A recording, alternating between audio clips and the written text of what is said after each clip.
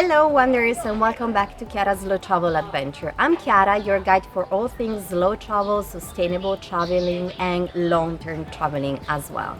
Today I have with me a friend and an expert when it comes to living the expat life in China, which is Ari. Hi guys. Hi. She's my friend from Mexico and she's been living here for how long now? For 3 months now. So she for sure knows better than I do about living in China, because this is going to be today's topics. We're going to talk about the best apps and tips for the expat life, for those people that either want to live here on a long-term basis, but also for those of you that need to travel here, whether it's for tourism, for business. There is a lot, I think, that kind of needs to be known before coming here. What do you think? You have to know everything because it's such a different world and culture. And when you are immersed in it, you will need some apps to survive. Our first topic, I think, is maybe one that doesn't come to mind right away: messaging apps. Because to be fair, here you can't really use WhatsApp. So You cannot, so you're gonna need some. yeah, the most used is WeChat. I don't even know, do they have any other? I don't know either, but with WeChat you will be okay. Yeah, everybody here uses WeChat, whether it's for also social media in a sense, but also for messaging. WeChat is the best, and also for all the other services. Like we use WeChat for things like the Didi ride, which is kind of like Uber. We use WeChat for other mini apps. Do you have any specific that you use? I use it for buying coffee, for buying everything in the store, so you can just scan the QR in WeChat and you can buy whatever you want without talking to people. And there's a bunch of mini programs in there as well, so it can be really useful. Also Didi, Yeah, you can coming use to it. transportation. Yeah, Didi Ride, I always use it through WeChat, so I think that's the most useful one. Another group of apps that I think is very, very important is the payment ones, because Yeah. there's no cash here. There's no cash Cash here. is gone from China. It wasn't like that 8 years ago. I used cash for everything 8 years ago, but now it's like gone. Gone. Oh, sometimes I pay with cash and they are like, what do I do with this? Confused. Yeah. Confused. What is this? When it comes to payment, keep in mind that it's going to be hard to use your card, like your physical card, or even your phone as a payment method. yeah. Here, most places use QR codes with WeChat or Alipay as an app, like a payment method. And you can easily, like very easily, connect the app to your card or to your account, and then you can just use it straight away, or you can have balance. And I think it's so useful. You just don't have to carry cash and everything. You don't have to worry about it. No, it's super That's convenient. why the bags here are this size. Yeah. Also, I think like it doesn't give you quite the idea of how much I think these apps are used and QR codes. You even see people asking for money in the streets with the With QRs. QR codes. Yeah. Like everything is with QR codes. We don't need cash for anything anymore. And Alipay is also very useful for another important topic, which is transportation. Because with Alipay, you can use the bike renting too, right? The bike, the bus, the metro. When it comes to bike renting, there's going to be different bike colors, basically, and depending on the color of the bike, the different apps work. And it's super cheap. Yeah. It's, I think, 30 yuans a month. And you can use it wherever you want. When I used it was actually just for the ride, so I went like maybe 15 minutes. It was 1.5 yuan. 1 yuan. So it's like crazy cheap. If you live here, you probably most likely be going to be in the city. So bikes are very convenient, I think. They are, because sometimes if you take a taxi, it's gonna take too long because of the traffic jams. So if you go by bike, it's easier, it's cheaper, and you can see the city in a different way.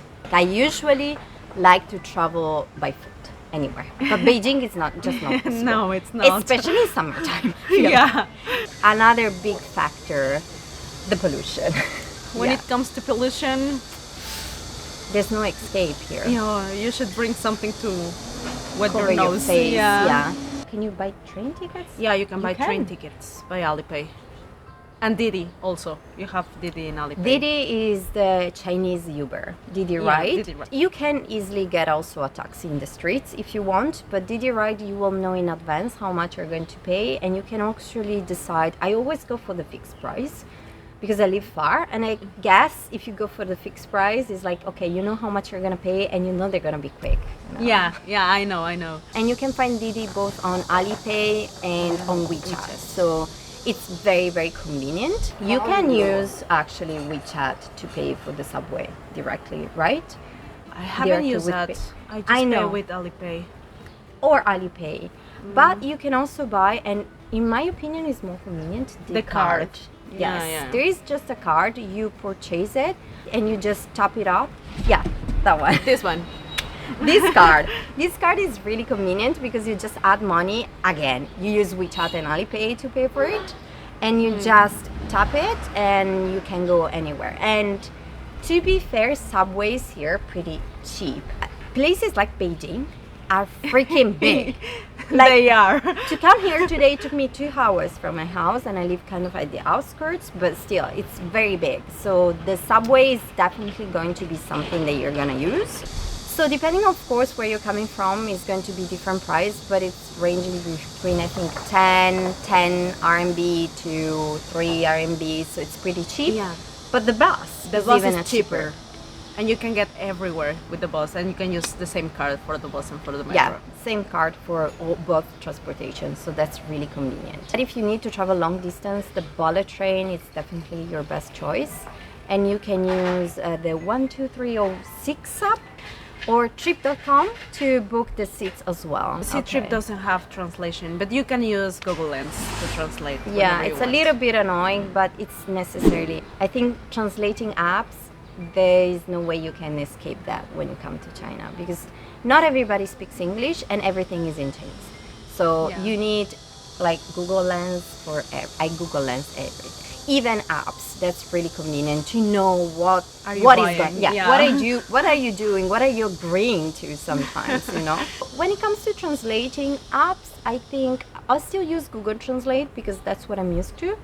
I But- use Ali Translate. Inside Alipay, you can have the Translate app. It's a mini app inside, so you can use it, and it will also translate images. So pretty useful. Also Baidu, and that's kind of like a browser, so you can kind of do a bunch of things with Baidu. And I think another useful tip is download a map. In a map, it's a map like Google Map, but it's so useful whenever it comes to places you should visit, ranking places, transportation also. So it's pretty useful.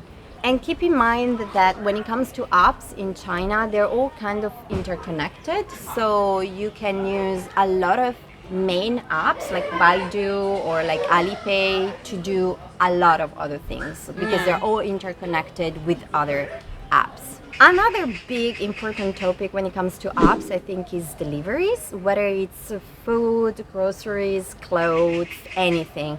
Here in China, they deliver anything at your door, so it's very easy, and there's a bunch of apps that work for that. What do you use? Yeah, I use a lot Pinduoduo. It's not high quality clothes or things, but if you look enough for it, you're gonna find something, and it's quite cheap.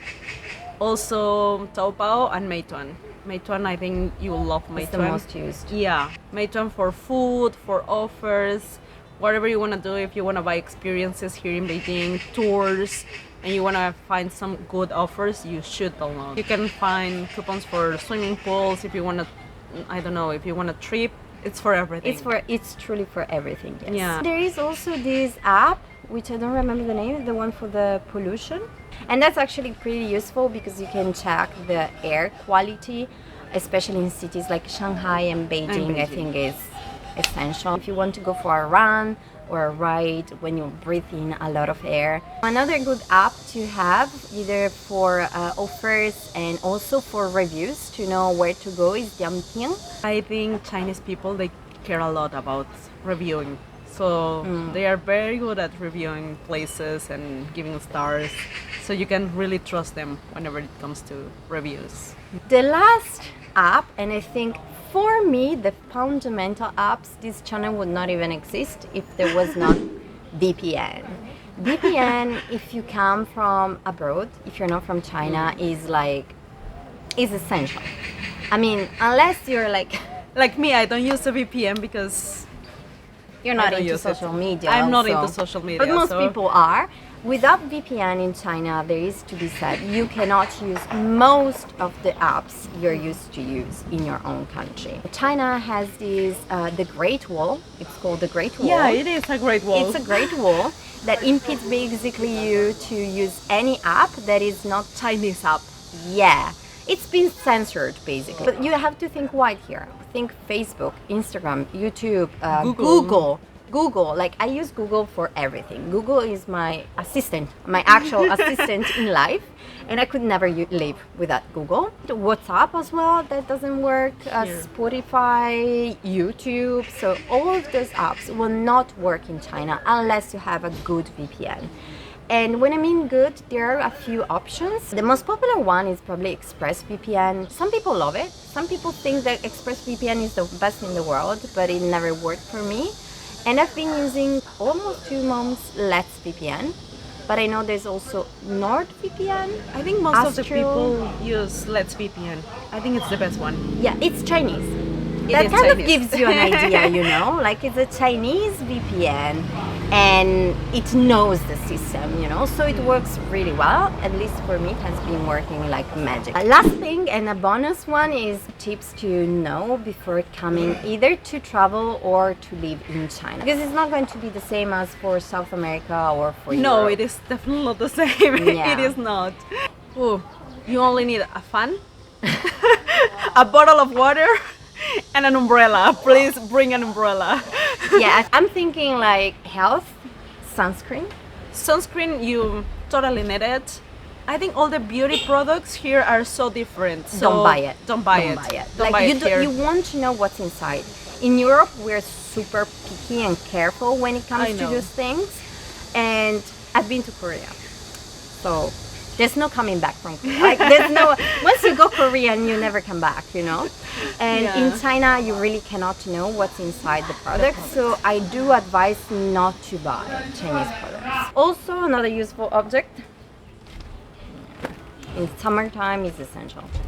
You cannot is. you cannot live without. Something they use a lot is the sweat shorts that are UV screen. So you can use them not to just cover from the sun, but it actually covers you from UV rays, which is really convenient. I've started to use it here because The sun is different here. Yes. Yeah. I Yeah, agree. yeah. I agree. Also, always carry your own water because Chinese people do not drink as much as we do. At least not as much as I do. So I always Yeah. like to have my water with me, especially in summertime. It's way too hot. And you can otherwise. refill it in any restaurant. They will give you free water. So if you have Yeah. your bottle of water, you can refill it and refill it and refill it, and it will be for free. You would Ah. definitely need an umbrella, Not for the rain. not for the rain, for, the the sun. Yeah. They have UV protecting umbrellas as well. I know it's not something you would ever think about using maybe in your country, but here you're gonna change your mind. The first week I arrived here, I didn't have an umbrella, and now I don't go out without it. I think I've touched this topic before about manners, for Chinese people manners, and it's very different from what I'm used to at least. What do you think? I think it's quite different, but you get used to it easily. I mean, Well, you know, I got used to it. you kind of have to just observe and be open-minded. Do not expect it to be the same as where you're from, but it can Totally. be sometimes a little bit difficult to Annoying. accept. Yeah, annoying, a little bit difficult to accept, especially in the beginning. You do kind of get used to it, but on the other hand, you don't really get used to it too much. Common is like spitting in the ropes, I think. Spitting, eating, with Yeah, the mouth open, eating manners also. peeing everywhere. You will see Oh, kids yeah, peeing especially everywhere. kids. Yeah, pooping Pooping. too, everywhere.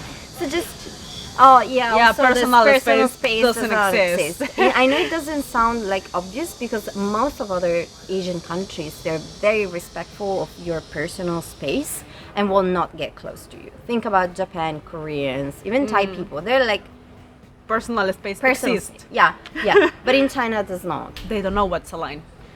You have to just go Yeah, for yeah, it. yeah, yeah. Don't make a They line. will not respect Yeah, the the line. line. The idea for Chinese people is like if you can be before anyone else, and you can cut the line and you can get a shortcut, they will do it. So Definitely. you have to hold your ground, you know. Especially if you're from countries like, I don't know, I'm thinking the North Europeans usually are very like straight. It's gonna be difficult. And culturally wise, the last thing we can say, I think, is that compared to other countries, there is no small talk. Like, they don't small talk. Even if you can't speak Chinese, they don't small talk. I think just old people. The old people here in China, they talk a lot. And you can ask them a lot of things, and they are just able to talk about their culture and to talk. Even if you don't speak Chinese, I don't.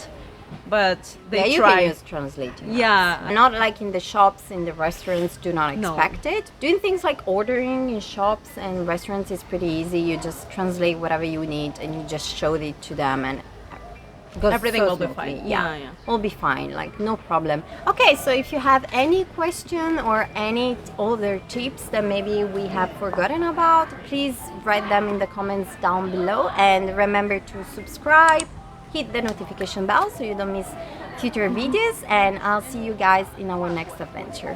Bye See you, bye. bye.